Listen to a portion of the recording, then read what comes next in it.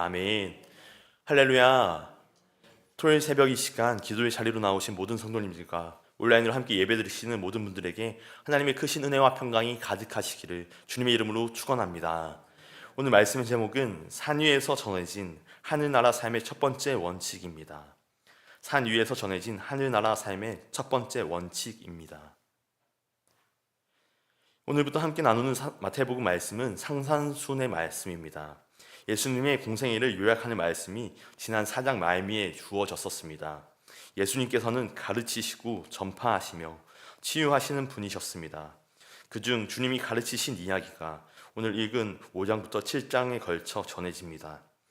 공생의 기간 동안 주님이 그렇게 알려주고 싶으셨던 것, 그리고 전하셨던 것은 다름 아닌 하늘나라였습니다. 이스라엘 전역에서 자신을 찾아 나온 이들에게, 그러나 그중 주님을 따르고자 하는 자들에게 주님은 하나님이 주인 되신 나라를 살아가는 그 삶의 가치와 모습을 전해 주셨습니다. 예수님으로 말미암아 새 시대를 살아가는 자들은 이러한 삶을 살아야 한다고 주신 말씀이었던 것입니다. 이 말씀들은 예수를 따르는 자들에게 주어진 것이지만 그 안에 담긴 하늘나라의 정신은 보편적인 교훈으로 그리스도인은 물론 믿지 않는 이들에게도 삶의 중요한 지침으로 전해지고 있습니다.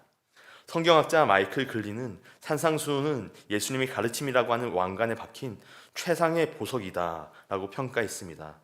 이는 산상수훈이 단순한 교훈이 아니라 하나님의 나라에 속한 사람으로서 살아가야 할 윤리와 영적 가치관을 가장 명확하게 보여주기 때문입니다. 특히 팔복은 복된 삶의 기준을 제시하며 우리가 세상의 기준이 아닌 하나님 나라의 시각으로 세상을 바라보게 해줍니다. 마태복음은 예수님께서 구약의 예언을 성취하신 분임을 강조합니다. 마태는 예수님을 유대인들이 가장 존경했던 지도자 모세와 연결시키며 그분이 모세보다 더 뛰어난 분임을 보여줍니다. 모세가 시내산에서 율법을 받아 백성들에게 전한 것처럼 예수님도 오늘 본문에서 산에서 새로운 하늘나라 백성을 위한 가르침을 주셨습니다. 그러나 예수님은 단순히 율법을 전달하신 것이 아니라 율법을 완성하시고 그것의 참된 의미를 드러내셨습니다. 산상수훈의 말씀은 그래서 구약의 율법이 예수님 안에서 어떻게 새롭게 이해되고 실천되는지를 보여줍니다. 오늘 본문 말씀은 세 가지 구조로 되어 있습니다. 첫 번째 단락은 1절부터 16절까지 복 있는 천국 백성들입니다. 두 번째 단락은 17절부터 20절까지 율법을 완성하신 예수님입니다.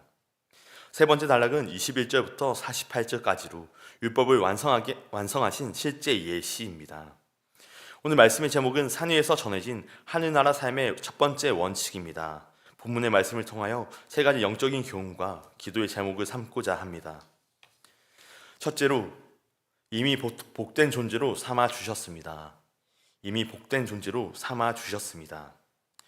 예수님이 산에 오르셔서 나아온 자들에게 하신 첫 말씀은 복에 관한 말씀이었습니다. 3절입니다.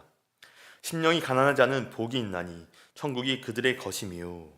아멘. 예수님께서 말씀하신 복은 3절에서 시작해 12절까지 8가지로 이어집니다. 이 복은 하나님 나라 백성들에게 주어진 특별한 은혜이자 약속입니다. 이전의 삶을 내려놓고 예수를 따르며 그분의 다스리심을 받는 자들에게 주어진 축복입니다. 성경 원문에 따르면 복이 있다 라고 하는 표현은 너 참 복되다 라고 하는 의미로 이미 복을 받은 존재임을 인정하시는 하나님의 선언입니다. 이는 우리가 복을 추구하며 쟁취하는 존재가 아니라 이미 주어진 복을 누리는 하늘나라 백성임을 보여줍니다. 세상은 더 많은 성취와 소유를 추구하며 남과 자신을 끊임없이 비교해 나음을 증명하려 합니다. 그러다 보니 성취로부터 자부심을 얻거나 실패로 인해 열등감을 느끼는 악순환에 빠집니다. 이것이 세상의 방식이자 세상의 구조입니다.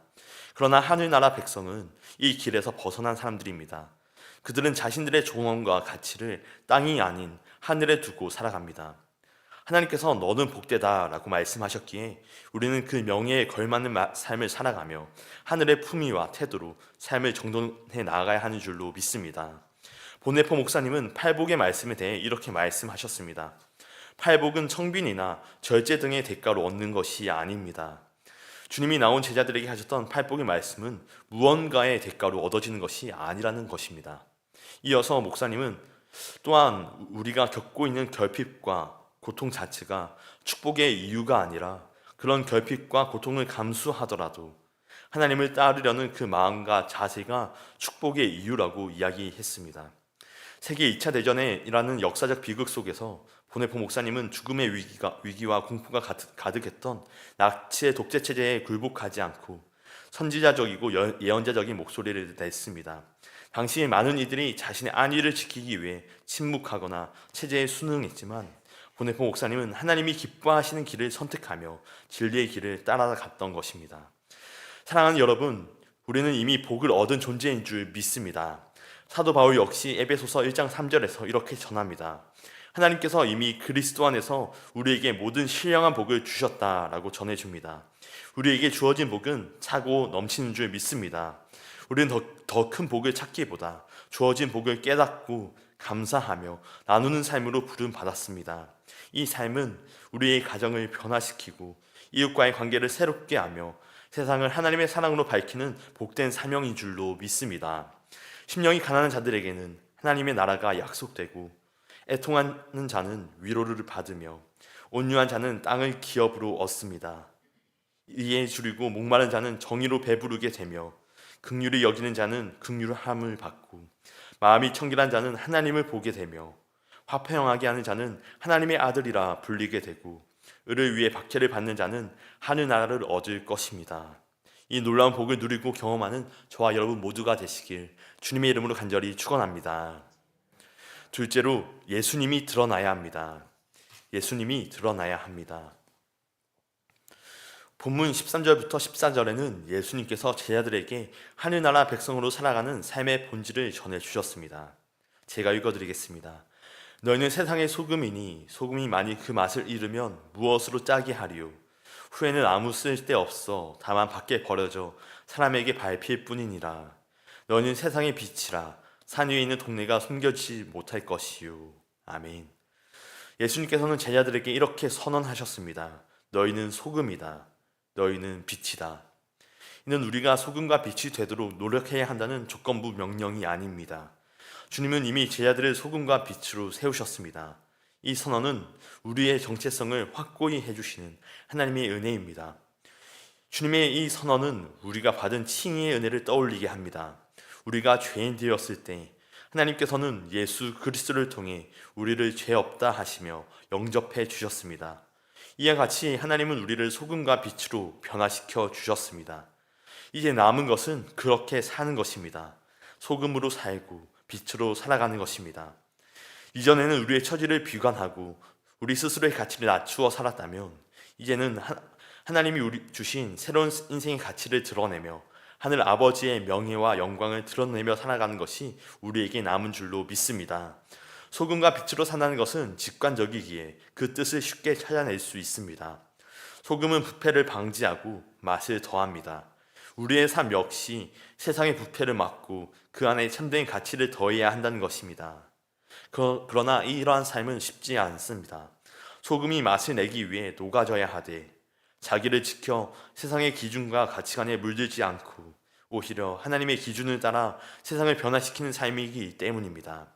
그러나 이것이야말로 영광스러운 하늘나라의 백성의 소명인 줄로 믿습니다. 찰스 피니 목사님은 이러한 그리스도인과 교회의 소명에 대해 다음과 같이 말했습니다. 하나님의 임재가 교회 안에 있다면 교회는 세상을 끌어들일 것입니다. 하나님의 임재가 교회에 없다면 세상은 교회를 끌어낼 것입니다. 이 말씀은 오늘 우리에게 또 강력한 도전을 줍니다. 우리의 삶에서 예수님이 드러나지 않는다면 우리는 더 이상 빛과 소금의 역할을 할 수 없습니다. 우리의 모습 속에서 그리스도가 발견되지 않고 우리의 발자취에 예수의 향기가 남지 않는다면 우리는 땅에 버려진 소금처럼 외면받을 수 있습니다. 과거 이스라엘이 하나님과의 관계를 상실하여 버림받았던 것처럼 교회와 성도도 동일한 위험에 처할 수 있음을 기억해야 하는 줄로 믿습니다. 사랑하는 여러분, 우리의 삶에서 그리스도의 향기가 가득하기를 축원합니다. 우리의 힘만으로는 빛과 소금의 역할을 감당할 수 없습니다. 그러나 성령 안에서 새로워진 정체성과 주님의 도우심으로 우리는 이 소명을 완수할 수 있는 줄로 믿습니다. 바라기는 우리의 모든 삶의 자리에서 예수님을 드러내며 주님의 향기를 전하고 하늘 아버지께 영광을 돌리는 저와 여러분 모두가 되시길 주님의 이름으로 간절히 축원합니다. 끝으로 거룩한 사랑을 통해 하늘 아버지를 닮아갑니다. 거룩한 사랑을 통해 하늘 아버지를 닮아갑니다. 오늘 본문에서 예수님께서는 하늘 백성에게 요구하시는 삶의 모습을 사랑으로 강조하십니다. 44절과 48절을 읽어드리겠습니다. 나는 너희에게 이르노니 너희 원수를 사랑하며 너희를 박해하는 자를 위하여 기도하라. 그러므로 하늘에 계신 너희 아버지의 온전하심과 같이 너희도 온전하라. 아멘. 예수님께서는 구약의 율법을 부정하기 위해 오신 것이 아니라 완성하러 오셨습니다. 주님의 가르침은 사랑의 본질을 율법 안에서 충만히 드러내는 것입니다. 이 사랑은 새로운 기준을 제시합니다. 이웃 사랑에 국한되지 않고 원수까지도 포함하며 하늘 아버지께서 무조건적으로 우리를 사랑하셨듯이 그 사랑을 누리고 전하라 라고 하십니다. 당시 유대인들은 전통적으로 이웃을 사랑하고 원수를 미워하라 라고 한 가르침을 받아들였지만 이는 율법에서 나온 것이 아니라 장로들의 전통이었습니다. 오히려 구약 성경은 원수에게도 선을 행하라고 가르칩니다. 레위기 19장 18절에서 이웃을 내 몸과 같이 사랑하라는 명령과 출애굽기 23장 4절부터 5절까지 해서 원수의 소유를 돌려주며 친절을 베풀라는 계명이 이를 말해줍니다.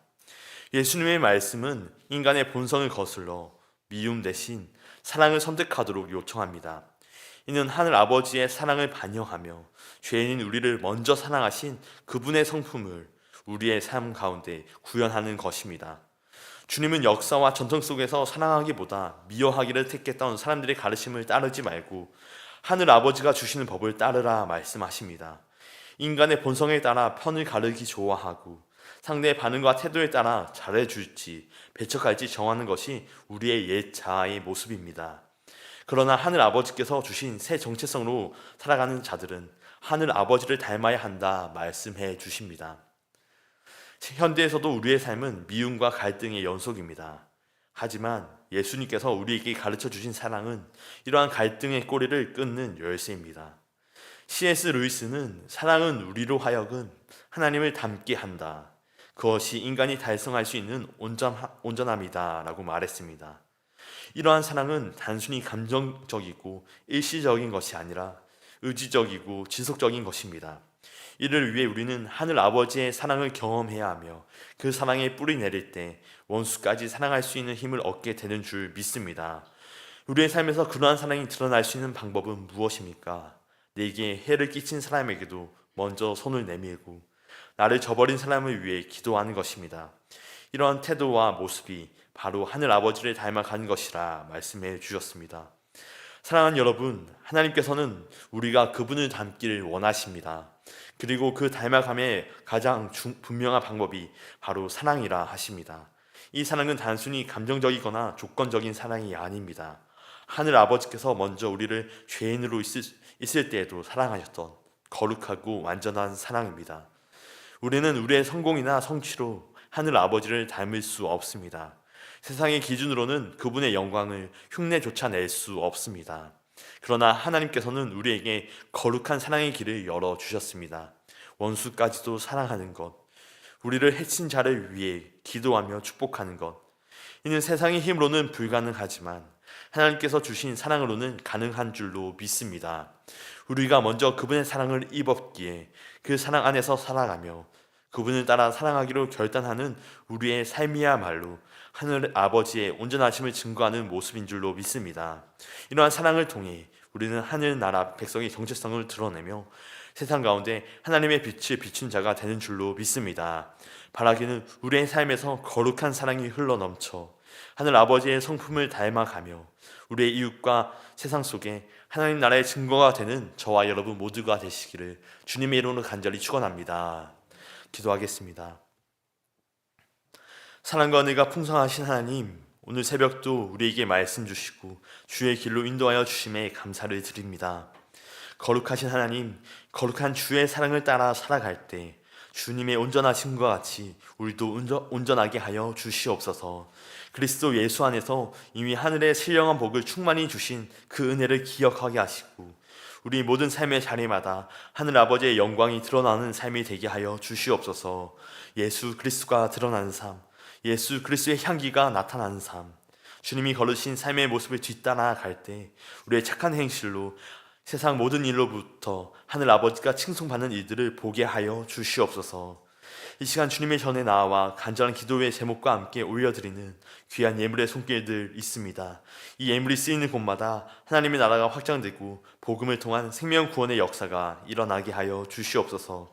드린 손길 외에도 주께서 늘 함께하여 주사 하늘의 복과 은혜가 충만한 삶으로 인도하여 주시옵소서. 우리 구주 예수 그리스도의 이름으로 감사하며 기도하옵나이다. 아멘. 먼저